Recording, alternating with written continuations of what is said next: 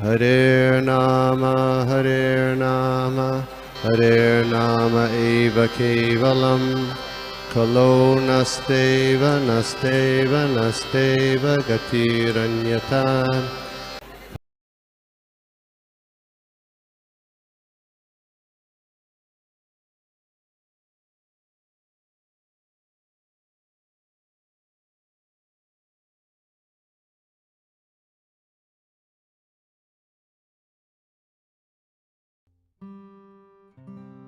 नमो विष्णुपादाय कृष्ण प्रेष्ठाय भूतले श्रीमते भक्ति वेदांत स्वामिनिति नामने नमस्ते सारस्वती देवी गौरवाणी प्रचारिणे निर्विशेष शून्यवादी पाश्चात्य देश तारिणे जय श्री कृष्ण चैतन्य प्रभु नित्यानंद श्री अद्वैत गदाधर शिवासादि गौर भक्त वृंद हरे कृष्ण कृष्ण कृष्ण हरे हरे हरे राम राम राम हरे हरे।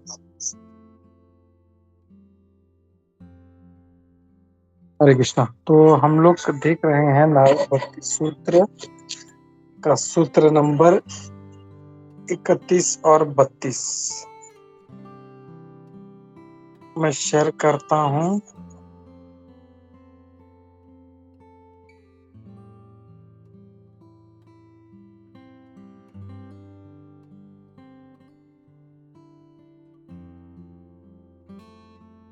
ओके, तो हमने उसका कुछ पोर्शन पढ़ा था, आगे कंटिन्यू करते हैं हम लोग। तो इसमें ये कहा गया है, सारे वेद शास्त्रों में सारा जोर भगवान कृष्ण का लीलाएं श्रवण करने पे जोर दिया गया। प्रभुपाद जी इस बात को कहते हैं, जब भी कोई अपराध रहित होकर श्रवण करता है और भगवान का गुणगान करता है तो ये समझना चाहिए कि भगवान कृष्ण वहां पे अपने शब्द रूप में उपस्थित है, जो भगवान जितना ही पावरफुल है। ये आता है श्रीमद् भागवतम के पहले स्कंद के दूसरे अध्याय के श्लोक नंबर 17 के तात्पर्य में। तो सही जो श्रवणम है, श्रवणम मतलब पूरी, जैसे पहले भी हमने देखा पहले के सूत्रों में, सबमिसिव हियरिंग, यानी पूर्ण रूप से एकाग्र होके श्रवण कर। श्रवण मतलब से नहीं कि हम लोग कुछ काम करते करते श्रवण करें। जब भी भगवान की लीलाओं का, भागवतम का, भगवत गीता का श्रवण करना है तो हम लोगों को पूर्ण रूप से एकाग्र होकर श्रवण करना है। और वो इतना पावरफुल है, यहाँ पे कह रहे हैं अपराध रहित, यानी अपराध रहित मतलब कैसे? अपराध रहित अपराध सहित श्रवण क्या होगा? सुनते हुए हम लोग और भी दूसरा कार्य करें, या मतलब कुछ भी, मतलब श्रवणम के अलावा और भी दूसरा कोई कार्य करते रहे हम लोग। इवन कहते हैं कि जपा भी नहीं करना चाहिए हम लोगों को श्रवण करने के समय, क्योंकि इसमें डबल अपराध हो जाता है। एक तो हम लोग जप कर रहे हैं तो न जप पे ध्यान दे रहे हैं, और श्रवण कर रहे हैं न श्रवण पे ध्यान दे रहे हैं, तो ये हमको कार्य नहीं करना है। तो कोशिश करना चाहिए हम लोगों को अपराध रहित होके हम लोग श्रवण करें। और ये अपराध रहित श्रवण इतना पावरफुल है कि साक्षात भगवान कृष्ण वहां पे शब्द रूप में उपस्थित हो जाते हैं। ये प्रभुपाद जी के वर्ड्स हैं। फिर आगे कहते हैं, और जब तक उसे अनुभव नहीं होता वो cannot understand the powerful purification engendered by hearing। और जब तक उसे अनुभव नहीं होता तब तक वो ये जो इतना जबरदस्त शक्तिशाली शुद्ध करने वाला है, खास करके जब ये गुरु के माध्यम से होता है। जब श्रवण करते हैं, सॉरी प्रवचन करते हैं, तो हमको बहुत ध्यान पूर्वक श्रवण करना। तो प्रभुपाद जी आगे लिखते हैं, human reason fails to understand how by serving the devotee Bhagavata or the book Bhagavata one gets gradual promotion on the path of devotion। तो ये मनुष्य जो है साधारणतः इस बात को समझने में असफल रहता है कि कैसे एक जो भागवत है, भक्त भागवत है, उसकी सेवा करने में, या जो बुक भागवत है, भागवतम जो ग्रंथ है, उसकी सेवा करने में कैसे वो भक्ति में आगे बढ़ सकता है। लेकिन वास्तव में ये एक तथ्य है जो श्री नारद मुनि जी इसको वर्णन कर रहे हैं, जो स्वयं अपने पूर्व जन्म में दासी पुत्र थे। और इसको प्रभुपाद जी पहले स्कंद के, श्रीमद् भागवतम के पहले स्कंद के दूसरे अध्याय के श्लोका नंबर 18 के तात्पर्य में कोट करते हैं। तो श्रवणम कैसा होना चाहिए वो आगे वर्णन कर रहे हैं। Effective hearing must be accompanied by surrender to the Lord and Lord's devotee. तो सबसे जो अच्छा श्रवणम है कि हम भगवान की शरण में रहें और भगवान के भक्तों की शरण में रहें। तो वो कैसे कर सकते हैं हम लोग? जब श्रवण कर रहे हैं हम लोग, तो पूरा जो ध्यान है अपना उस जो है श्रवण में लगा सकते हैं, अपने गुरु को याद कर सकते हैं, अपने भगवान श्री कृष्ण को याद कर सकते हैं। और प्रभुपाद जी कहते हैं ये it's not an ideal arm chair talk, और ये ऐसे ही जस्ट एक कोई मतलब टाइम पास के लिए की गई बात नहीं है। One has to be serious, हमें सीरियस होना है। जो ब्रह्म जिज्ञासा है उसके बारे में पूछताछ करने में, और उसे सुनने के लिए भी हमें उतना ही आतुर रहना है और नम्र रहना है, और ready to serve the learned spiritual master. अपने गुरु से जब श्रवण करते हैं तो उनकी सेवा करने के लिए हमें तत्पर होना चाहिए।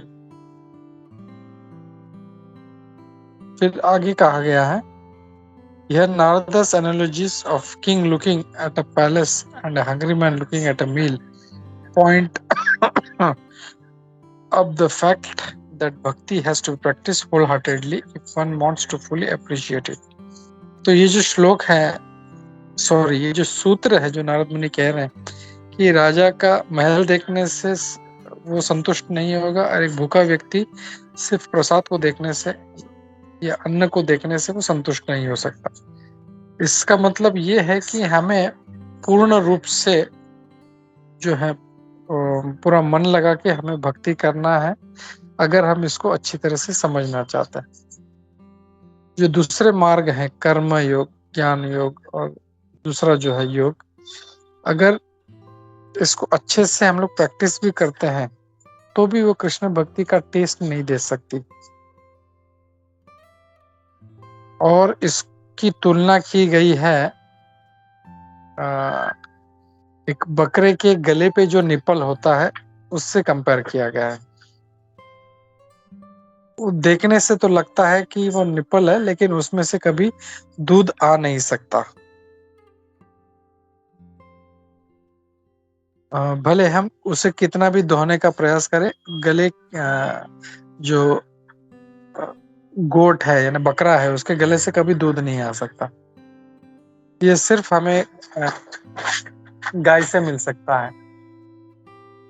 Nor can mayor academic knowledge of भक्ति, न और न ही जो सिर्फ ज्ञान है वो भक्ति प्रदान कर सकता है। Prabhupada ji like to compare academics who study bhakti to bees who lick the bottle of outside of a bottle of honey। तो प्रभुपाद जी जो ऐसे शुष्क अध्ययन करने वालों को उनसे तुलना कर रहे हैं जो एक मक्खी है जो शहद के जो बोतल है उसको बाहर से उसको चाटने का प्रयास कर रही है। बहुत सारा उसमें जो है शक्ति व्यय होती है, लेकिन उसका कोई उपयोग नहीं। फिर आगे कह रहे हैं, the example of eating is also metaphor to help us understand what is like to attain Krishna consciousness. तो ये जो इसमें जो इस सूत्र में जो दूसरा उदाहरण है खाने के बारे में, ये भी एक बहुत अच्छा उदाहरण है हम समझने के लिए हमें कि कृष्ण भक्ति प्राप्त करना यानी क्या है। यहाँ पे श्रीमद् भागवतम का एक श्लोक कोट किया गया है 11वें स्कंद के दूसरे अध्याय के श्लोका नंबर 42। भक्ति परेशान भवो विरक्तिर अन्यत्र चैष त्रिक एक कालः प्रपद्यमानस्य यथा श्नतः स्युस् तुष्टि पुष्टि शुद्ध पायो अनुघासम। भक्ति का एक्सपीरियंस, भगवान के साथ साक्षात भक्ति का एक्सपीरियंस, फिर और विरक्ति, ये तीनों चीजें एक साथ में होती है साइमल्टेनियसली। उनके लिए जो है भगवान की शरण लेते हैं। वैसे ही जैसे तुष्टि पुष्टि और भूख का मिटना ये एक साथ में होता है। ऐसा नहीं होता जब हम लोग खाना खाते हैं तो भूख अलग से मिटती है, हमें जो है जो शुदा है, जो हंगर है, उससे रिलीफ अलग से मिलता है और नरिशमेंट अलग से मिलता है।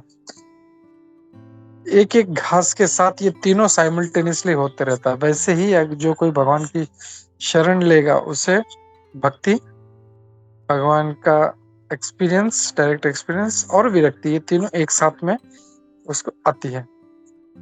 तो हमें ये समझना चाहिए जो भगवान की शरण में है उनमें विरक्ति भी आती है और भक्ति भी आती है, और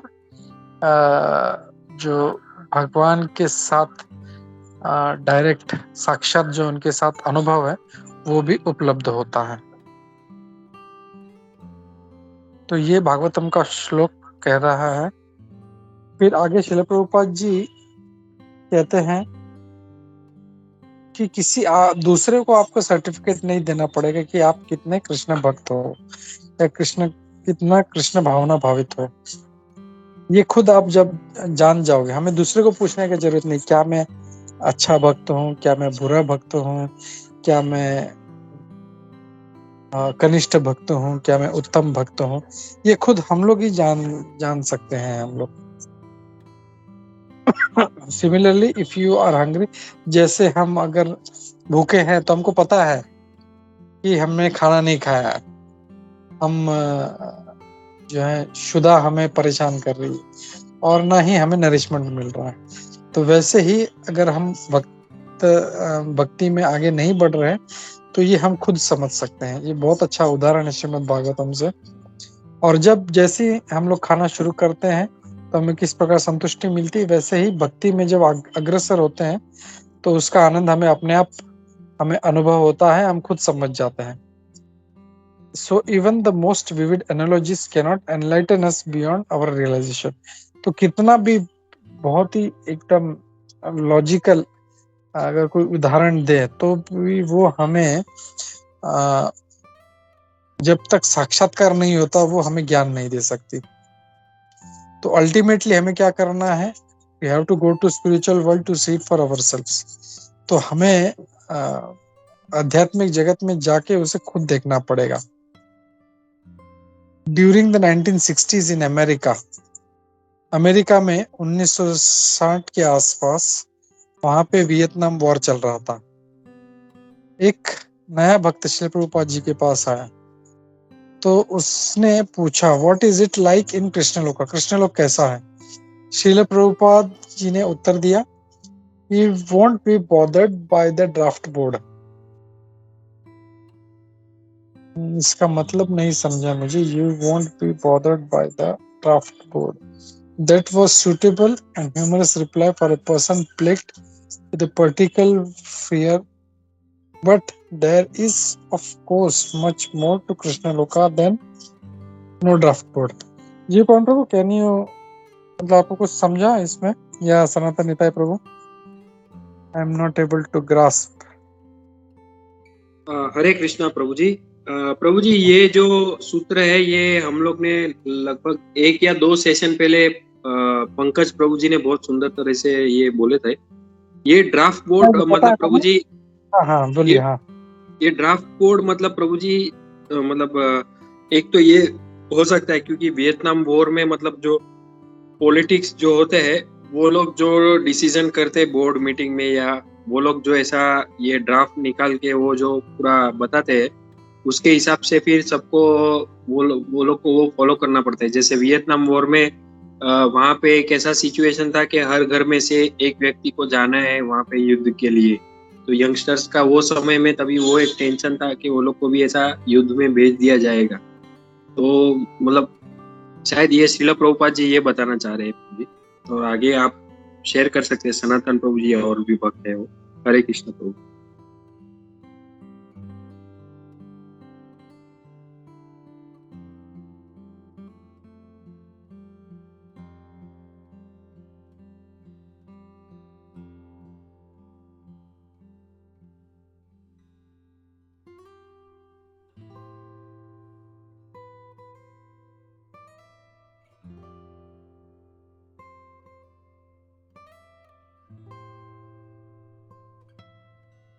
या हरे कृष्णा, इसमें गूगल पे ये बता रहा है, ये सिविलियन लोगों के लिए एक बोर्ड होता है।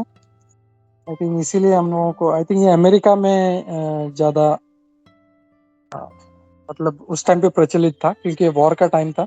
तो सिविलियन लोगों के लिए बोर्ड लगा करता था ये, और वहां पे उसमें रजिस्टर होता था, और जो जो व्यक्ति का नाम उस पे है उसे तुरंत वॉर के लिए जाना पड़ेगा।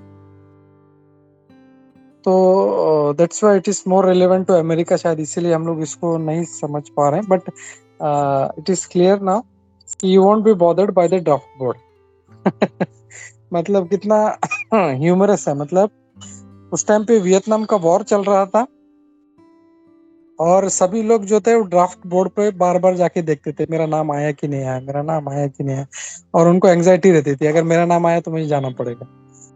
तो जब उस भक्त ने पूछा कि कृष्णा लोग कैसा है, तो प्रभुपाद जी ने मतलब ह्यूमरस आंसर दिया कि आप उस मतलब आपको ड्राफ्ट बोर्ड का परेशानी वहां पे नहीं होगा, you will not be in anxiety because of that draft board. तो कितना मतलब एक लॉजिकल भी था कि आपको मतलब एंग्जाइटी नहीं है वहां पे, जैसे वैकुंठ है, मतलब कुंठा नहीं है कुछ भी।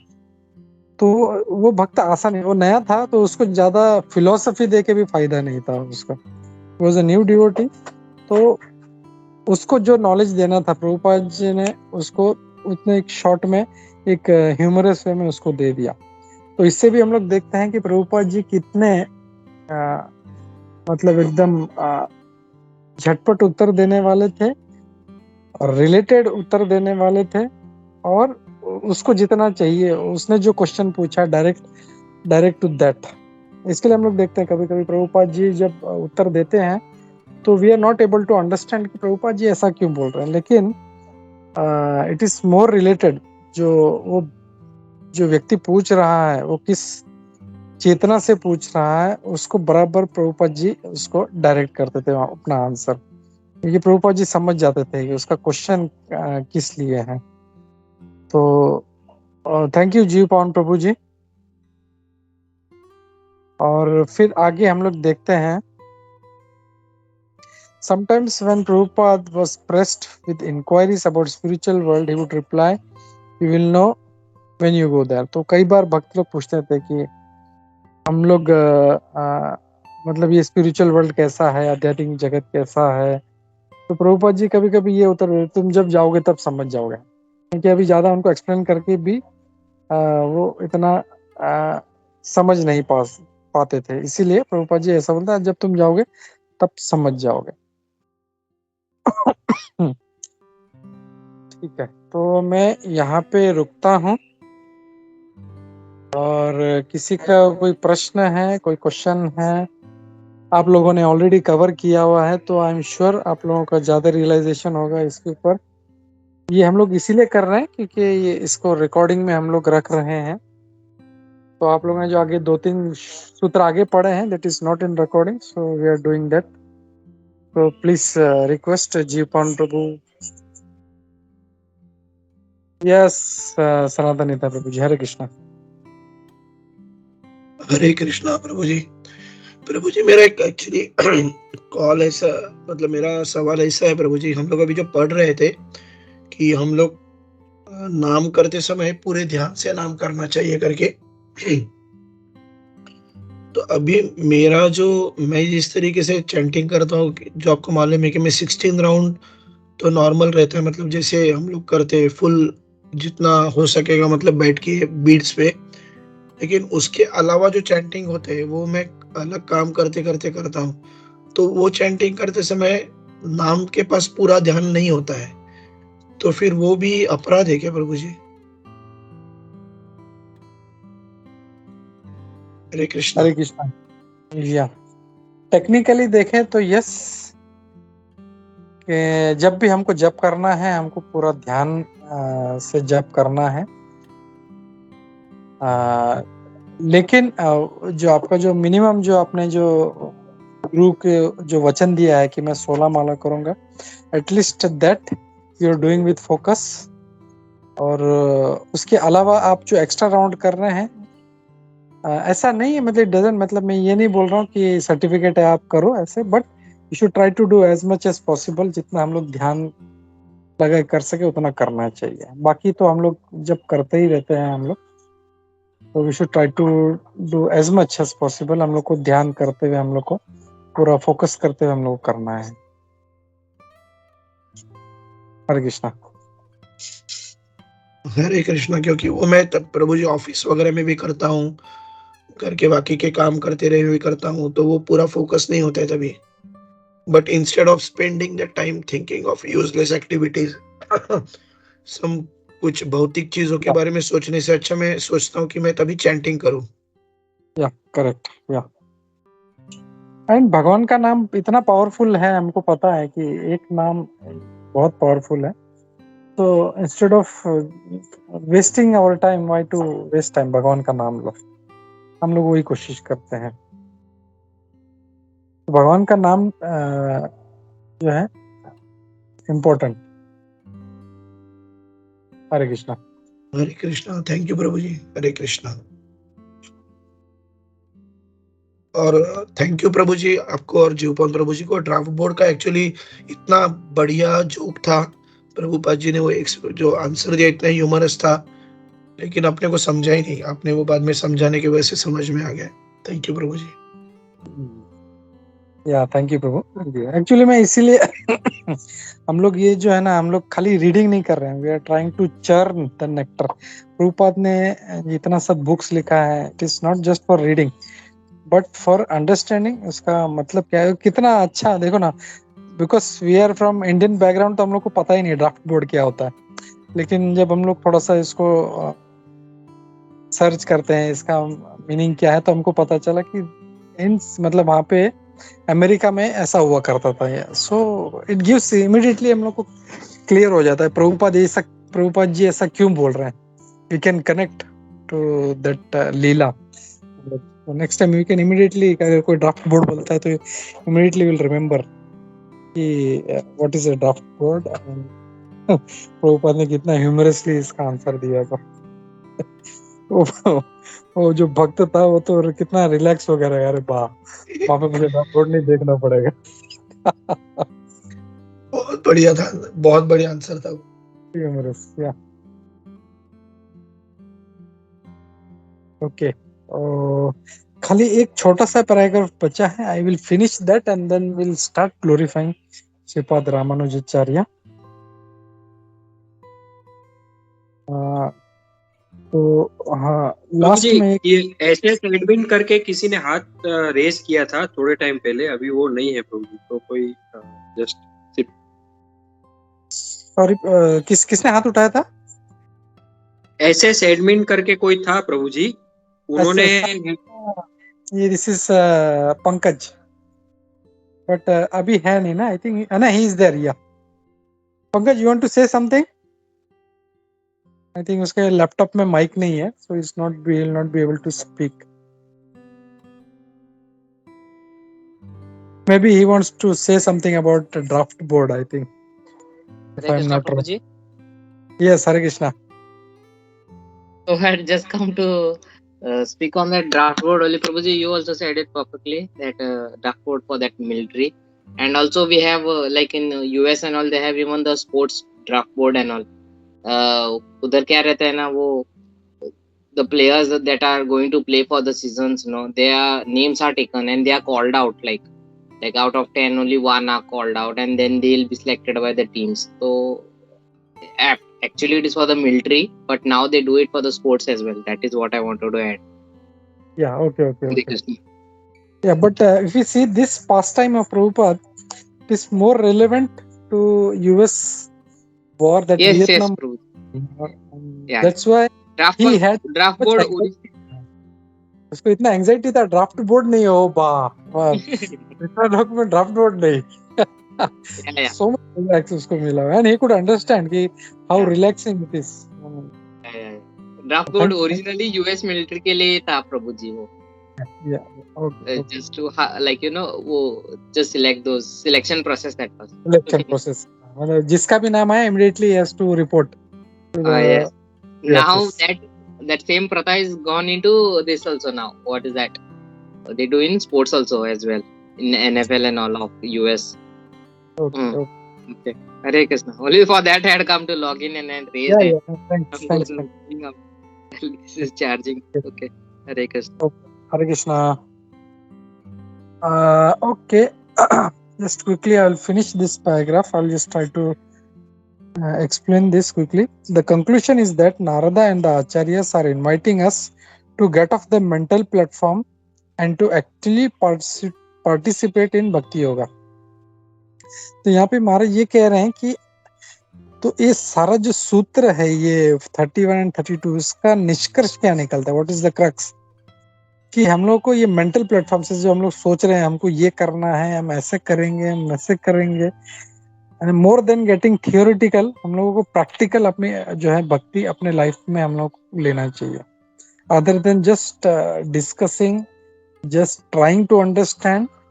जैसे मैं हमेशा उदाहरण देता हूँ एक आदमी का जो लर्निंग स्विमिंग, लेकिन वो कभी पानी में उतरा नहीं है, तो all his knowledge is useless because that is theoretical knowledge.